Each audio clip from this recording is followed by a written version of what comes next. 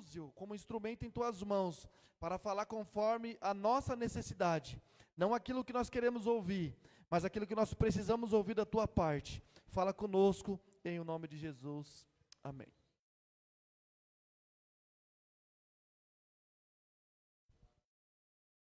Paz do Senhor, irmãos. Estão felizes com Jesus?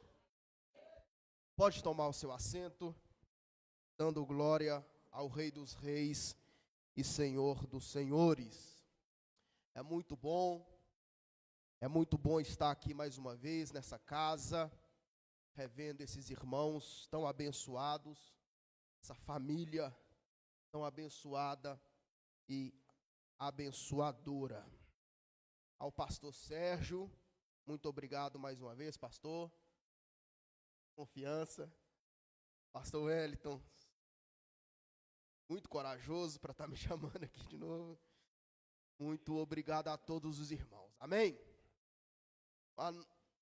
Dia friozinho, né?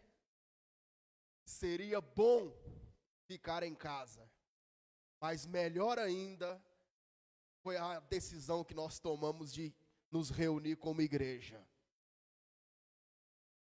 Tem a parte que é boa e tem a parte que é necessária. E Jesus falou para Marta que Maria escolheu a melhor parte, que era estar aos pés de Jesus.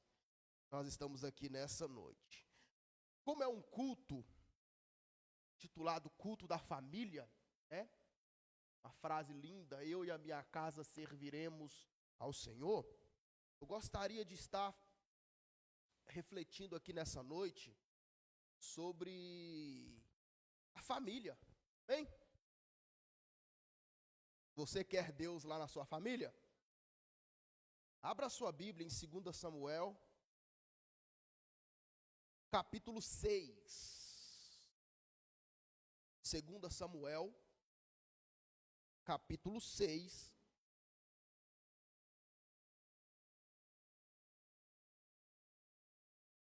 E o versículo de número 11. 2 Samuel, capítulo 6, versículo de número 11 apenas diz assim: E ficou a arca do Senhor em casa de Obed-edom, o giteu, 3 meses. E abençoou o Senhor a Obed-edom e a toda a sua casa. E ficou a arca do Senhor em casa de Obed-edom, o giteu, 3 meses. E abençoou o Senhor a Obed-edom e toda a sua casa. E você diz amém. Fala comigo assim: Siló, Ebenezer, Asdod, Bet-Semes, Kiriat Jearim, casa de Obed-edom. Vamos lá. O contexto aqui está narrando o episódio onde a arca do Senhor estava na casa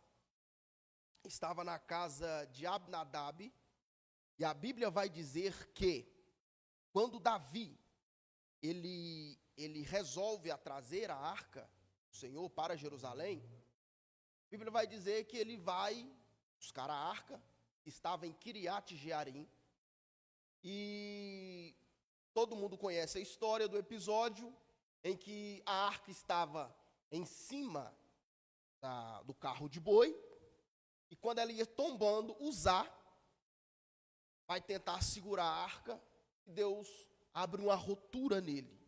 Deus fulmina na hora a Uzá. E Davi fica preocupado: Senhor, mas e agora? O que eu vou fazer? Como eu trarei a arca do Senhor, símbolo da presença, para Jerusalém? Então, nesse episódio de preocupação de Davi, ele dá uma ordem que a arca do Senhor ficaria na casa de um homem chamado Obed-edom. E a arca fica na casa de Obed-edom, E a Bíblia vai dizer que, durante 3 meses que a arca ficou na casa de Obed-edom, a Bíblia vai dizer que Deus o abençoou a Obed-edom e a toda a sua casa, ou toda a sua família.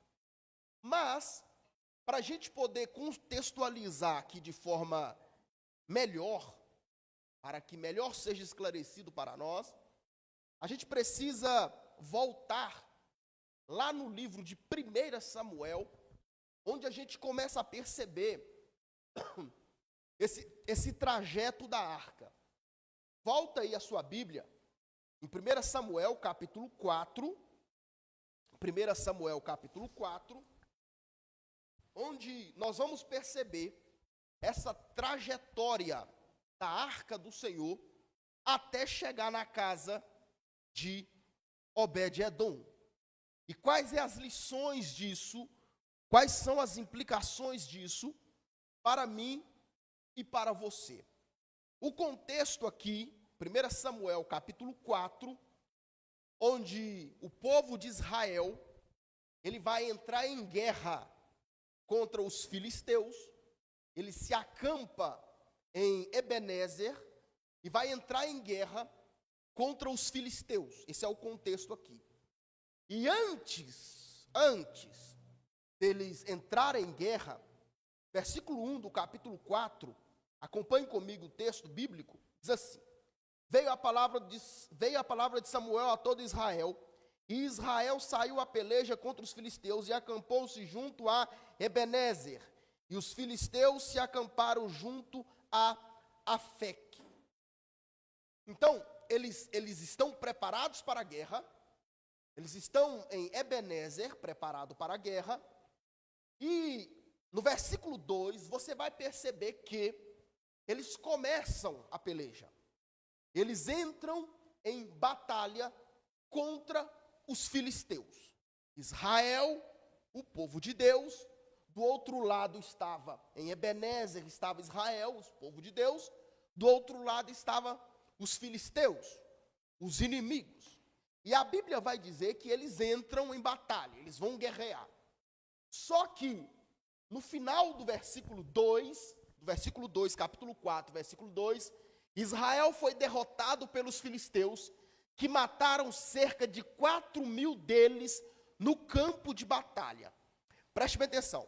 Eles vão, o povo de Deus, vai lutar contra o inimigo, os filisteus. Se eles são o povo de Deus, teoricamente, a vitória era garantida, certo? Se eles são o povo de Deus, teoricamente, a vitória era garantida. Por quê? Porque se eu sou povo de Deus, Deus, ele é o meu ajudador, Deus, ele é o guarda de Israel, Deus está comigo.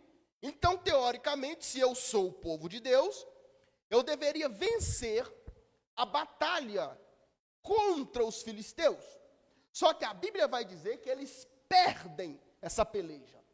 Eles perderam essa batalha. E 4.000 homens morreram.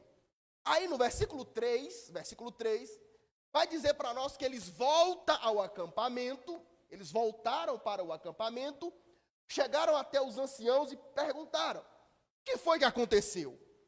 Por que nós perdemos a batalha? E eu acho interessante, olha ali, olha a expressão deles. Porque o Senhor deixou que os filisteus nos derrotassem hoje? Olha a pergunta deles para os anciãos de Israel.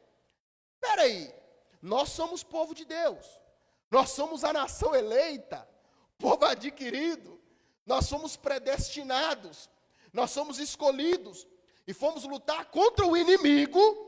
Teoricamente deveríamos vencer, sim ou não? Só que a gente perde para os filisteus, a gente perde para o nosso inimigo. Aí ele chega até os anciãos e diz: o que foi que aconteceu com a gente? Por que nós perdemos a batalha? Aí alguém teve uma ideia. Olha a ideia deles. Olha, a continuação do versículo 3.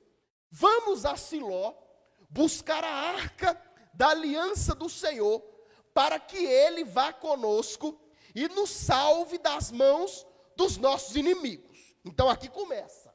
Preste atenção.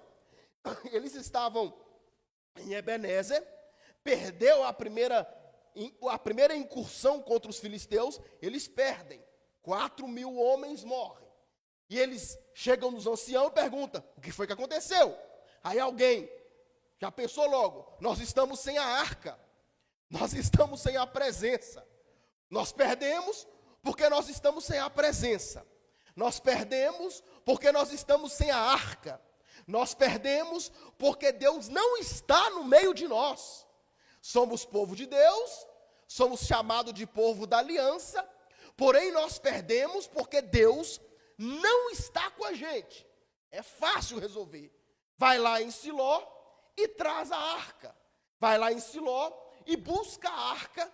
Por quê? Porque se Deus estiver com a gente, se a arca estiver conosco, a nossa vitória é garantida.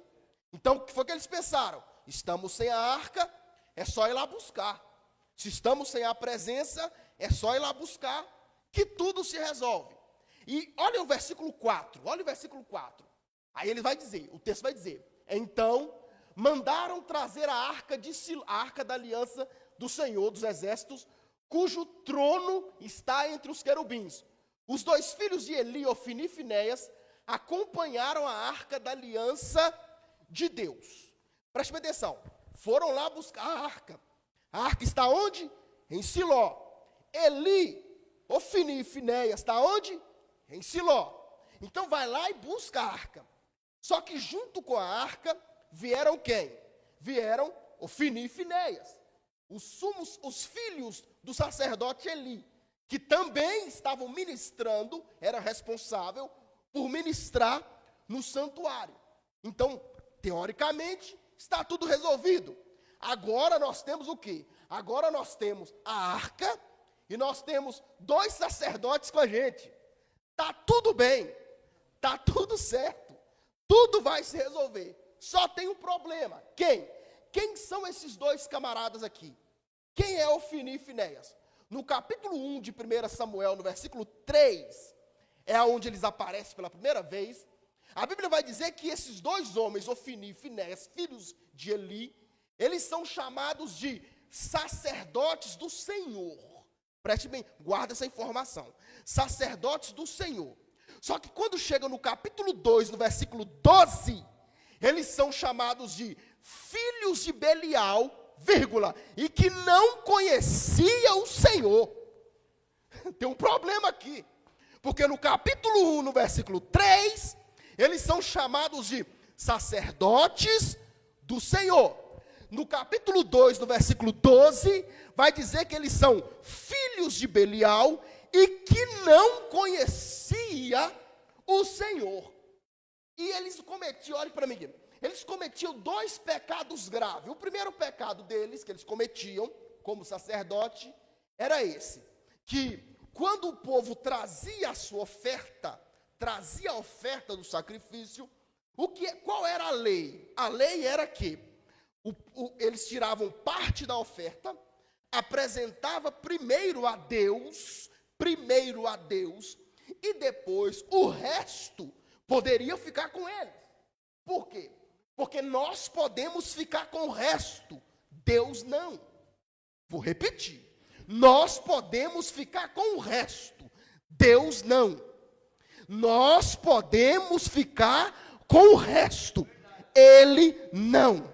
Por quê? Você já ouviu na Bíblia uma palavrinha chamada primícia? O que é primícia? É primeiro. E Deus exige tudo primeiro. Ele falou assim, Israel, na hora que você plantar a colheita, a primeira colheita é minha.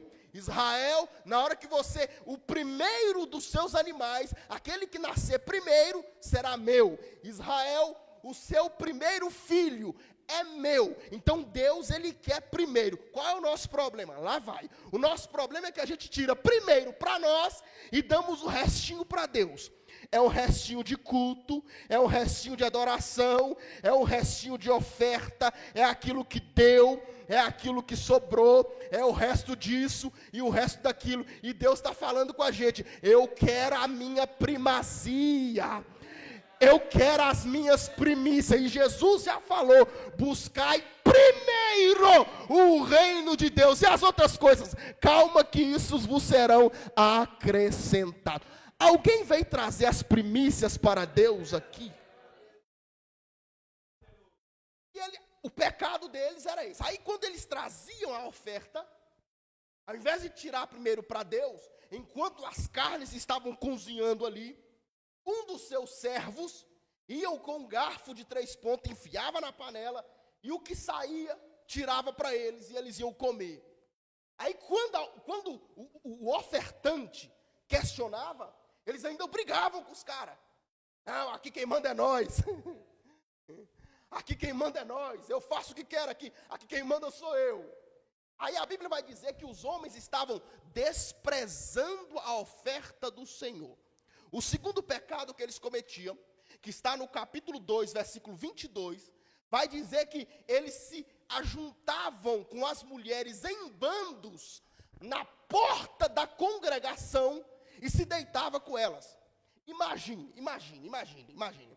2 sacerdotes, 2 supostos homens de Deus, se ajuntando com as mulheres em bandos na porta da igreja, cometendo orgia, pastor Sérgio, na porta da igreja, na porta da tenda da congregação, e Eli, fazendo vista grossa, passando a mão na cabeça dos filhinhos. Aí quando Samuel surge no cenário, a Bíblia vai dizer que um profeta, um homem de Deus, vai até Eli e fala: Eli, por causa da sua omissão, a casa vai cair para você, camarada. Por causa da omissão, da sua omissão com relação aos seus filhos, a casa vai cair para você. E a Bíblia vai dizer que esses eram o pecado dos filhos de Eli. Então, preste atenção. Agora eles têm o quê? Agora em Ebenezer, pronto para lutar contra os filisteus. Agora aqui, eles têm o quê? Eles têm a arca, eles têm 2 sacerdotes com eles. Ou seja, agora nós não apenas temos poder bélico, nós não apenas temos exércitos para guerrear contra os filisteus. Agora Deus está com a gente. Deus está do nosso lado. É nós e Deus. Agora está tudo certo. O sacerdote está aqui, a arca está aqui. Então, se a arca está com a gente, se os homens de Deus estão com a gente, a vitória é garantida. Só tem um problema. Qual é o problema? Olha o versículo 5. Olha o que vai acontecer quando a arca chega. Quando a arca da aliança do Senhor entrou no acampamento, todos os israelitas gritaram tão alto que o chão estremeceu. Preste atenção. Quando a arca chegou, o povo ficou numa alegria tão... O culto, pensa num culto pentecostal. Pensa num negócio, irmão. Fogo. É manto, mistério. Pensa. Esse culto aqui foi um culto forte. Foi um culto poderoso. E o poder desse culto, o barulho desse culto foi tão grande que a partir do versículo 6 vai dizer que os inimigos ficaram com medo do barulho. Olha o versículo 6. Os filisteus, ouvindo os gritos, perguntaram: o que significa todos esses gritos no acampamento dos hebreus? Quando souberam que a arca do Senhor vieram para o acampamento, versículo 7, os filisteus ficaram com medo e disseram: os deuses chegaram ao acampamento. Ai de nós, nunca nos aconteceu uma coisa dessa. Preste atenção, o barulho do culto foi tão grande que colocou medo no inimigo. O barulho do culto foi tão grande que o inimigo ficou com medo. A casa caiu para nós. Por quê? Porque o Deus deles chegaram lá no meio deles. Então agora nós vamos padecer. Então eles ficaram com medo. Só que enquanto eles estavam com medo, no versículo 9, quem é que aparece? No versículo 9, enquanto eles estavam com medo, chegou o coach. A primeira manifestação do coach na Bíblia. Olha o que o coach vai falar para eles. Sejam fortes, filisteus. Sejam homens. Ou vocês se tornarão escravos dos hebreus. Assim como eles foram escravos de vocês, sejam homens e lutem. Olha os coach, olha os coach. Ó, não fica com medo não, vai para cima. Rapaz, luta. Vocês não podem ser escravo dos hebreus. Vai para cima deles. Só que quando chega no versículo 10, olha o versículo 10 comigo, vai dizer: então os filisteus lutaram e Israel foi derrotado. Cada homem fugiu para a sua tenda. O massacre foi muito grande. Israel perdeu 30.000 homens de infantaria. Calma aí, peraí. No começo do capítulo 4, eles perderam 4.000 homens, por quê? Estavam sem a arca, certo? Ok, perdemos 4.000 homens, vamos lá em Siló, busca a arca. Buscaram a arca, agora Deus está com a gente, vamos tentar de novo. Quando tentaram de novo, agora morreram, não foram 4.000 homens, morreram 30.000 homens da infantaria. Mas o que foi que aconteceu? Por que eles perderam, mesmo tendo a arca com eles, mesmo tendo a presença de Deus com eles? Por que eles perderam? Por causa de Ofni e Finéias. Porque Deus queria, olha para mim, Deus queria fazer uma limpeza no sacerdócio de Israel, pastor Sérgio. Deus queria limpar o sacerdócio de Israel. Então quando você lê, começa a ler no capítulo 4, versículo 11, Ofni e Finéias morrem. No versículo 18, Eli cai da cadeira e morre. A mulher de Finéias, que estava grávida, também morre naquele mesmo dia que a arca foi tomada. Por quê? Porque Deus queria limpar Israel. Deus queria produzir a primeira experiência de pureza sacerdotal em Israel. Olha aqui para mim. Vocês sabem muito bem que nós estamos vivendo em um contexto onde a igreja evangélica, ela está sofrendo um descaso da sociedade, e 99,9% desse descaso com relação ao mundo, o mundo olha para nós e vê a gente com descaso, é devido os pecados da liderança da igreja, os pecados dos supostos sacerdotes da igreja. Mas eu louvo a Deus, e vocês estão percebendo, é só entrar na internet que vocês começam a perceber que Deus está limpando o sacerdócio da igreja desse país. Deus está limpando, Wellington, o sacerdócio da igreja desse país. É por isso que tem pastor sendo preso, tem pastor abandonando o ministério, tem pastor sendo destituído pela igreja, tem pastor morrendo, tem pastor lá abandonando tudo e ficando louco. O que é isso? É Deus limpando o sacerdócio da nação brasileira. Para quê? Para o tão grande avivamento nos atingir e nós ganharmos essa nação para Jesus. Deus vai limpar o sacerdócio dessa nação brasileira. Porque o nome de Deus não vai continuar sendo jogado na lama como está, pastor Sérgio. Não vai continuar. Deus há de ter misericórdia de nós, que um dia as famílias dessa nação vai poder bater no peito e dizer: eu e a minha casa serviremos ao Senhor. Ele vai limpar. Ele vai limpar. O engano não permanece dentro da casa do Senhor. Ele vai limpar. Os homens que estão brincando com o sagrado, Ele vai arrancar dos púlpitos. Os homens que estão com casinho com mulheres por aí, Ele vai arrancar do púlpito. Porque santidade pertence à casa do nosso Deus.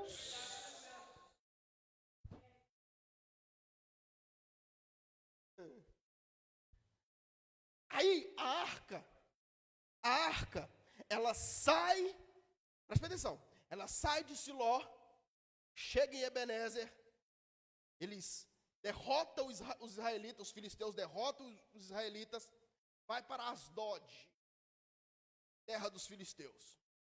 Quando a arca chega em Asdod, para onde ela vai? ela vai para o templo de Dagon. Templo de Dagon, capítulo 5. Quando ela chega no templo de Dagon, ali, está retratando ali, uma espécie de, como que eu posso dizer? Uma disputa de qual Deus é maior.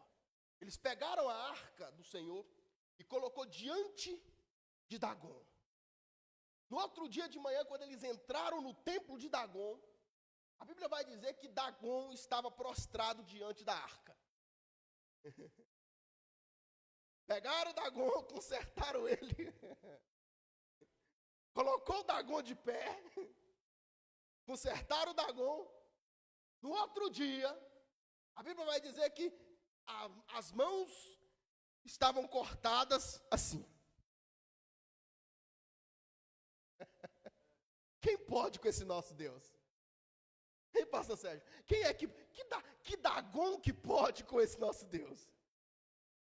Aí, Deus vai ferir os filisteus por causa da arca. Deus vai ferir os filisteus por causa da arca. Perceba, Siló, Ebenezer, Asdod. Quando ela está em Asdod, a arca está em Asdod, ficou lá 7 meses. E Deus vai ferir os filisteus. Os filisteus chegam à conclusão de que eles estão sendo feridos por causa da arca. Reuniram ali os seus sacerdotes e disseram, vamos tirar essa arca daqui. Pegaram a arca, pegaram 2 vacas, fizeram-lhe um carro de boi, colocou a arca em cima, caixote com ouro, algumas peças de ouro ali dentro, e mandou ela em direção à terra de Israel. Aí a Bíblia vai dizer que, chega no capítulo 6, versículo 13, a Bíblia vai dizer que enquanto a arca estava indo, ela entra na terra dos betsemitas. Os betsemitas. E a Bíblia vai dizer, ora, ao texto, ora, o povo de Betsemes estava colhendo trigo no vale, e quando viu a arca, alegrou-se muito. Então, eles estavam trabalhando, o povo de Betsemes, os betsemitas, estavam trabalhando. Quando eles erguem os olhos, eles veem o quê? A arca. E quando eles veem a arca, perceba, qual era a mentalidade deles? A arca ficou 7 meses com os filisteus. E agora, do nada, olha para cima, eles estavam no vale, quando ele olha para cima, 2 vacas vêm trazendo a arca do Senhor em cima. E eles se alegram, eles vão se alegrar. Eu acho lindo isso, porque eles vão se alegrar, eles vão oferecer sacrifícios ao Senhor, no versículo 14 e 15, eles vão oferecer sacrifício ao Senhor. Agora, olha o versículo 16, coloca para mim aí o versículo 16. Os 5 governantes, ou 5 príncipes dos filisteus, viram tudo isso e voltaram naquele mesmo dia para Ecrom. Preste atenção. No capítulo 4, os filisteus apenas escutaram o barulho da arca chegando. E o povo fazendo festa. Eles disseram, a arca chegou. Eles ficaram com medo, certo? Aqui não. Aqui eles viram a arca. E o texto vai dizer que quando eles viram a arca, quando eles viram tudo isso, voltaram naquele mesmo dia para Ecrom. Sabe o que eu aprendo aqui, pastor Elton? É que a presença de Deus faz os nossos inimigos retroceder. Repetir isso aqui. A presença de Deus na sua vida faz os seus inimigos retroceder. E não dá. Se ele chegar muito perto, a presença de Deus fere eles. A presença de Deus machuca eles. A presença de Deus faz os inimigos retroceder. Rafael, o inimigo está me cercando. Se você tiver com a presença, pode ficar em paz. Por quê? 1.000 cairá ao teu lado, 10.000 à tua direita. Mas por causa da presença dele, você não será atingido. Você crê nessa palavra?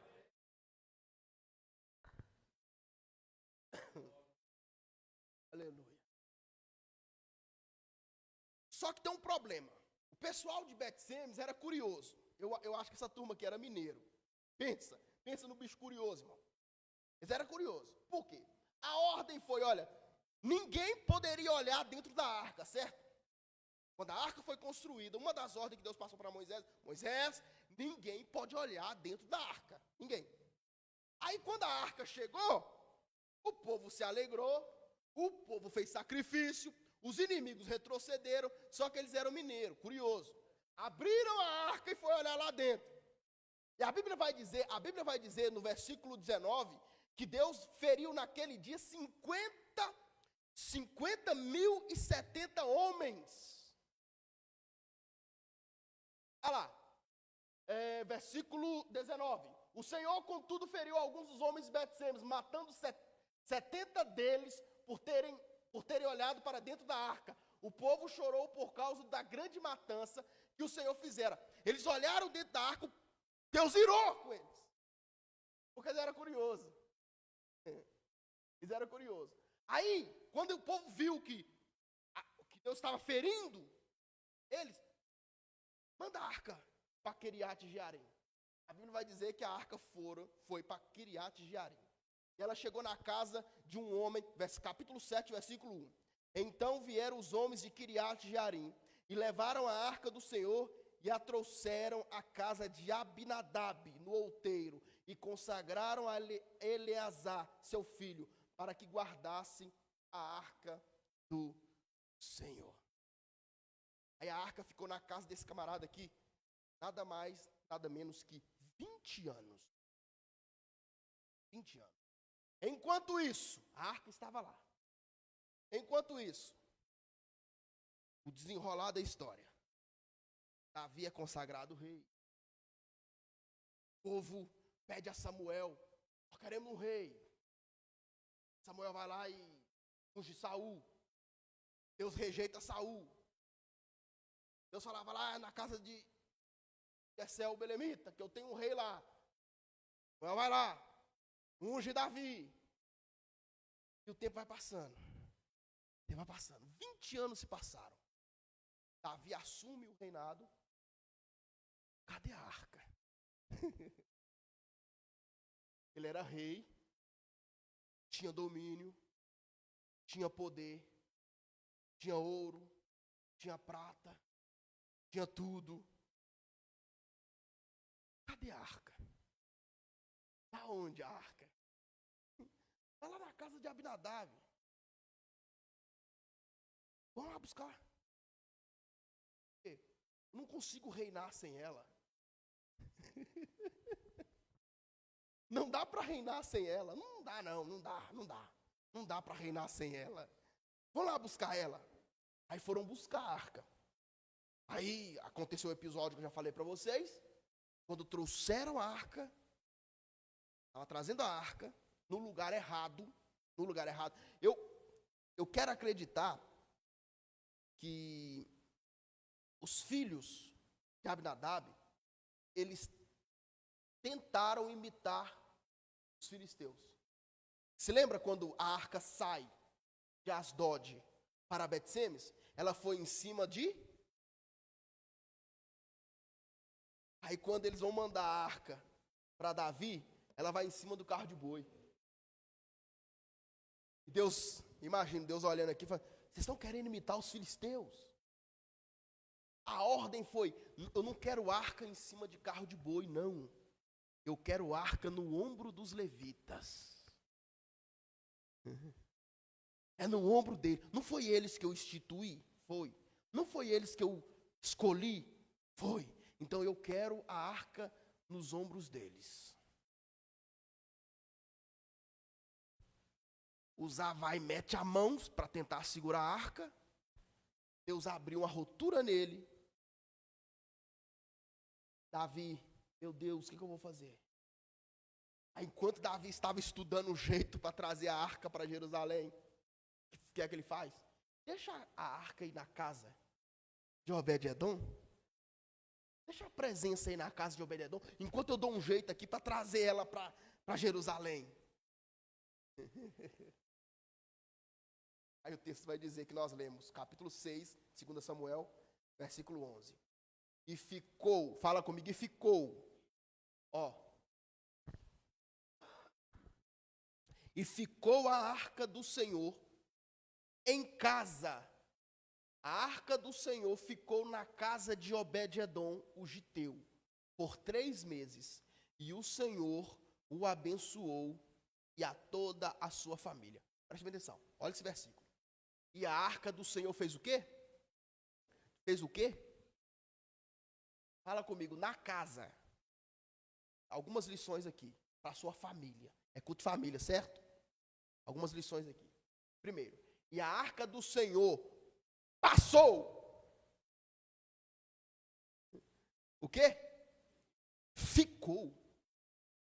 Estabeleceu, pastor Sérgio. Aqui é a arca. Eu fico imaginando. Eles preparando o lugar. Irmão, para e pensa, Eu sou da roça, então eu tenho muito essa coisa da imaginação, das coisas simples, sabe? Imagina coisas assim. Imagine. Obed-edom está de boa na casa dele. Suave. Aí chega o pessoal lá, mando do rei Davi. Ô irmão Obed, Pai do Senhor. Então, rapaz, nós estamos com problema, hein? O quê? A arca do Senhor não pode entrar em Jerusalém agora, não. E ela está na estrada aí. E o rei mandou eu vir aqui perguntar se ela pode ficar na sua casa. Aí, eu imagino, Obed, é o quê? É a arca? É. E você ainda está perguntando se pode? Traz ela logo, meu filho. Já correu, imagina, ele correndo lá, já preparando o lugar, o cantinho da arca. É o cantinho da presença. É aquele lugar especial da presença. É aquele lugar que Obed-edom poderia dizer assim, olha, ali é o lugar da presença. Ali é o lugar onde Deus se manifesta. É ali, dentro da minha casa. Aleluia. Lá vai a pergunta do Espírito. Você tem um lugar para a arca lá na sua casa? Hein? Aleluia, arrepiei, hein? Você tem um lugarzinho lá para a presença. Você preparou um lugarzinho lá para a presença, onde todos os dias você vai lá encontrar com ele. Onde todo dia você chega lá para ter um tete-a-tete com ele. Um lugarzinho reservado lá. Aleluia. Aleluia. E a arca ficou.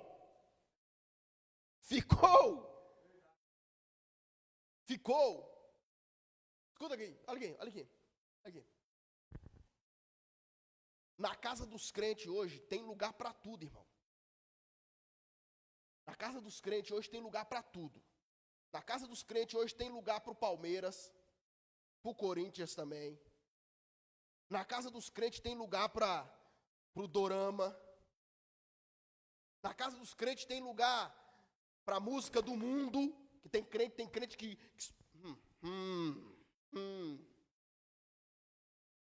Na casa do crente tem lugar, irmão. Tem crente que na casa dele tem lugar até para pornografia. Só não tem lugar para presença. Sabe por quê? Porque a presença de Deus é mais ou menos assim, irmão. Ou é ela, ou é o pecado. Ou é ela ou é o pecado. Eu estava dando estudo hoje, sexta-feira, lá no Esperança. E nós iniciamos os 12 livros profetas menores, e eu iniciei com Oséias, capítulo 1, versículo 1, começando ali Oséias. E falando ali sobre Deus, retratando Deus como se fosse o marido de Israel, ali, prefigurando no casamento simbólico de Oséias. Aí eu falando lá com os irmãos que hoje em dia, da mesma forma que Israel estava cometendo adultério com Deus, estava traindo Deus, da mesma forma, a igreja hoje está traindo Deus. E quem falou isso Não, quem falou isso não é o Rafael. Tiago. Tiago, capítulo 4, versículo 4. Tiago vai dizer assim: adúlteros e adúlteras. Ele estava escrevendo para quem? Para quem? Para quem que Tiago está escrevendo? Para os crentes, para a igreja. Ele está falando assim: olha, adúlteros e adúlteras. Não sabeis vós que a amizade do mundo é inimizade contra Deus? E aqueles que querem se constituir amigos do mundo, constituem-se inimigos de Deus. Por quê, irmão? Porque ou é Deus ou é o pecado. Ou é Deus ou é o mundo. Ou é as coisas do Deus ou é a coisa do capeta.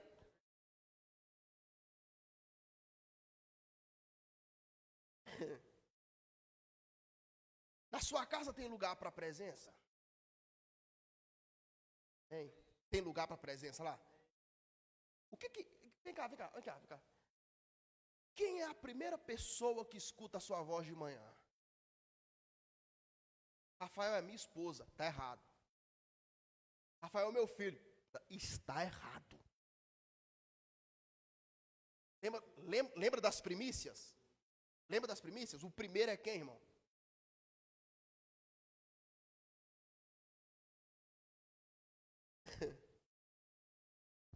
E a arca do Senhor fez o quê? Ficou na casa de Obed-edom, o giteu, por 3 meses. Agora, olha a consequência disso. A arca ficou lá por 3 meses. Olha a consequência. E o Senhor o abençoou. Bênção individual. E parou nele? Não. E a toda a sua família. Fala comigo. Siló, Ebenezer, Asdod, Bet-Semes, Kiriat Jearim, casa de Obed-edom. Escuta. Quando a gente vai ler, eu fiquei me perguntando, pastor, por que nessa trajetória da arca, o único lugar que foi abençoado foi a casa de Obed-edom? Por quê? A arca passou em 6 lugares, a trajetória dela. Em um lugar, ela não fez nada. Não livrou o povo, não fez nada. No outro lugar, ela feriu os inimigos. No outro lugar, o povo curioso olhou para dentro dela, ela feriu a galera. Na casa de Abinadab, capítulo 7, versículo 1 de 1 Samuel, diz que ela chegou na casa dele, mas não fala nada que aconteceu lá. Se tivesse acontecido alguma coisa, a Bíblia ia registrar. 20 anos depois, ela aparece de novo na casa de Obed-edom, e a Bíblia vai dizer: e o Senhor o abençoou e toda a sua casa. Qual é o segredo desse camarada, Obed-edom?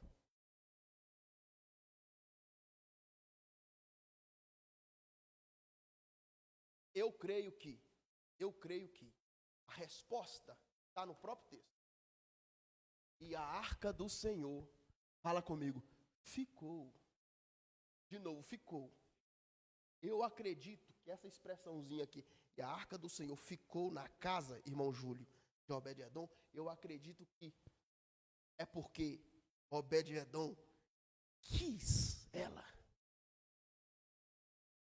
Desejou ela. Preparou um lugar para ela. Ansiou a estadia dela na casa dele. E abençoou ele. Você lembra do Salmo 84? Você lembra do Salmo 84? Quão amáveis são os teus tabernáculos, ó Senhor meu e Deus meu. A minha alma e a minha carne clamam pelo Deus vivo. Aí ele vai dizer assim: até quando? Ou melhor, quando eu entrarei e me apresentarei a ti ante o teu tabernáculo?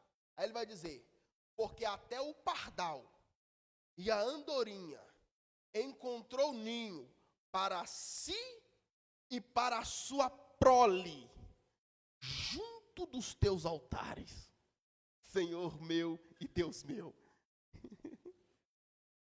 que é que o salmista está ensinando para nós? Que no altar tem lugar para o pardal e para os filhotinhos dele.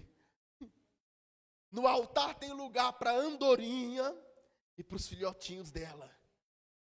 No altar tem lugar para você e para toda a sua casa. Escuta,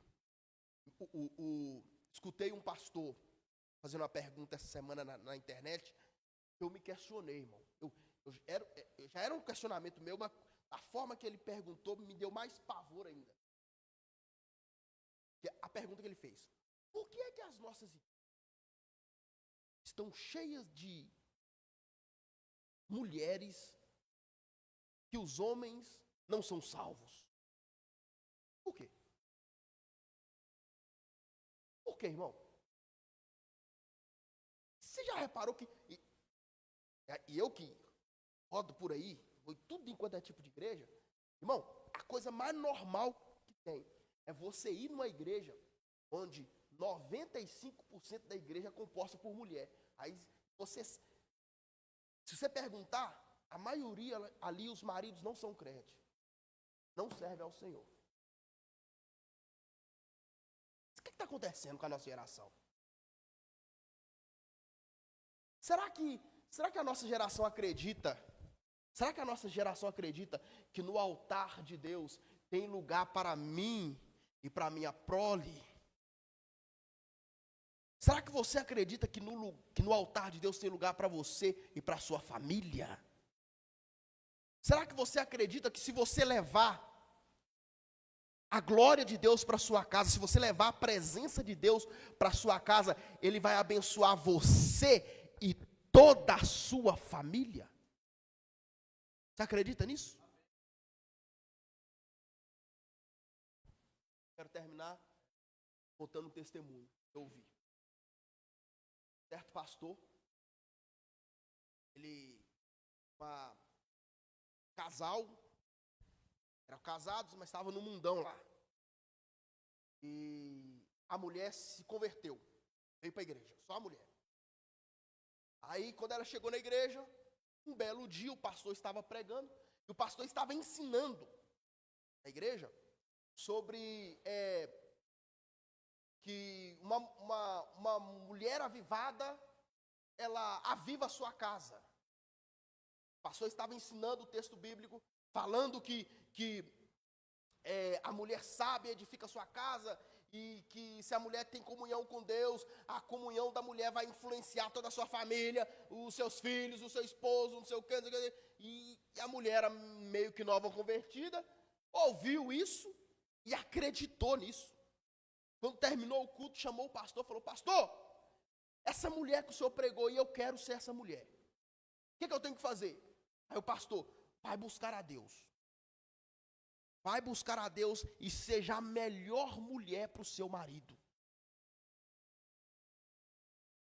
Daí a importância de você, olha para mim, de você acreditar nas palavras que saem da boca dos profetas, irmãos. A palavra que sai da boca dos homens de Deus. Ela foi para casa: pastor, o que eu tenho que fazer? Vai buscar a Deus, oração, jejum, e seja a melhor mulher para o seu marido. Ela voltou para casa e foi buscar a Deus. O tempo se passou e ela está buscando a Deus. Um belo dia, o marido chega em casa. Olhou para ela, falou, chega do serviço, olhou para ela e falou: se arrume que nós vamos jantar fora hoje.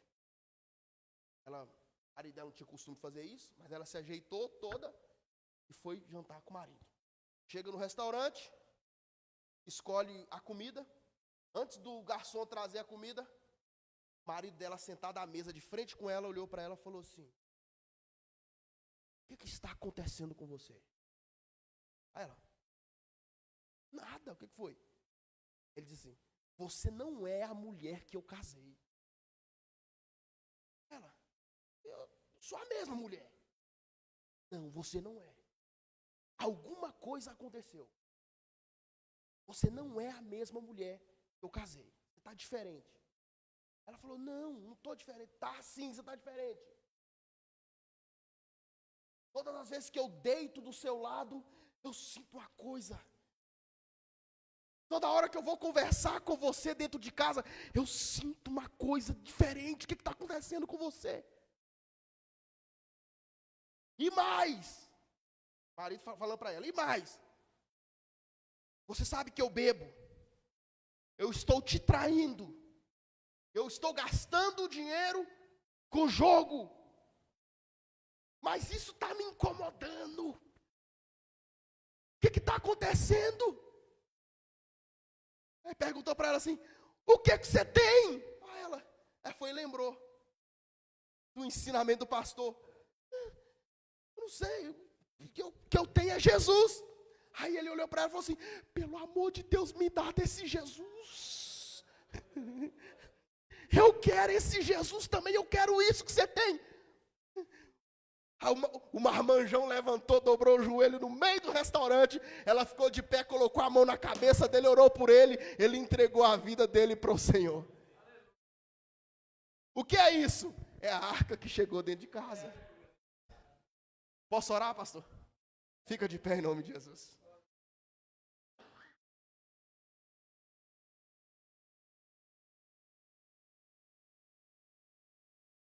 Fala comigo assim. A arca vai entrar na minha casa. Vai?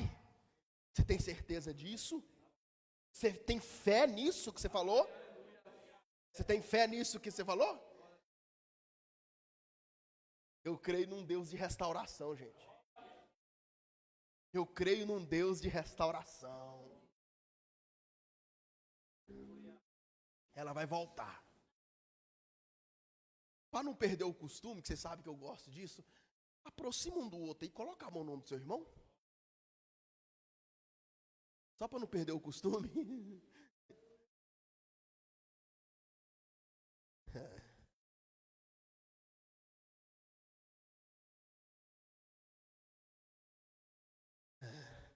Aquele seu filho vai voltar para os caminhos do Senhor. Vai.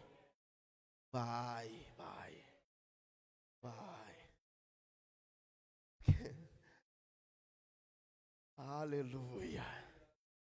Aleluia, aleluia, aleluia.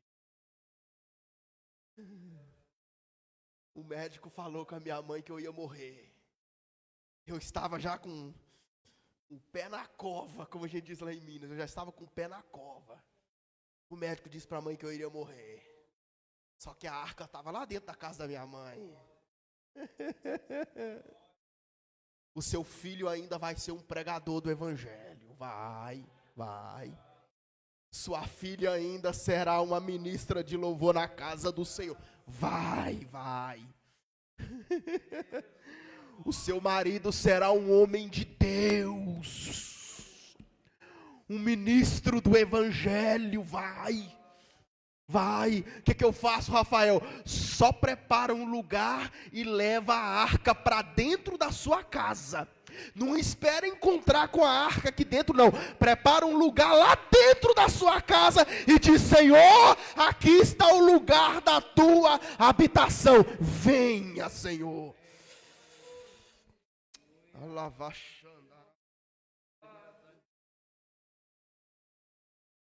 Senhor Deus, Pai do nosso Senhor e Salvador Jesus Cristo, Senhor. Oh, meu Deus, aqui está, Pai querido, essas famílias representadas por essas pessoas aqui nessa noite, Senhor.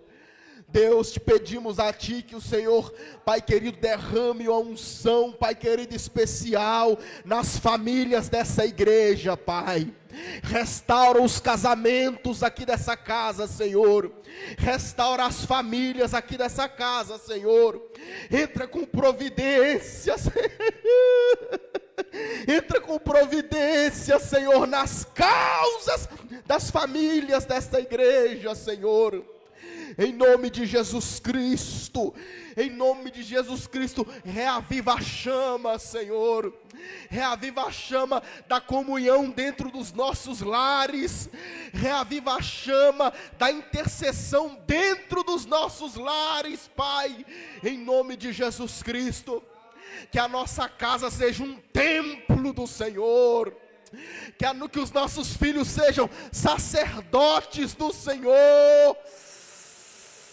Aleluia, aleluia, aleluia, aleluia, aleluia. Que as suas bênçãos venham fluir na nossa casa, na nossa família, que haja libertação das drogas na nossa casa, que haja restauração da saúde na nossa casa. Nós não vamos perder os nossos filhos para as drogas, não vamos perder. Nós não vamos perder nossas filhas para a prostituição, nós não vamos perder. A nossa família te pertence, Senhor. Os nossos filhos estão nas tuas mãos, Senhor. Eu oro pelo Luiz Miguel, eu oro pela Ágata, Senhor, os meus filhos, a herança que o Senhor colocou na minha mão para me cuidar, eu oro por eles, Pai.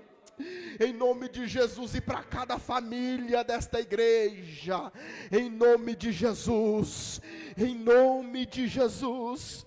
Em nome de Jesus, abençoa, Senhor, abençoa para a glória do teu santo nome, em nome de Jesus. Antes de eu entregar o microfone, abraça esse teu irmão, essa tua irmã, e diga para ele: o Senhor vai abençoar você e toda a sua casa será abençoada.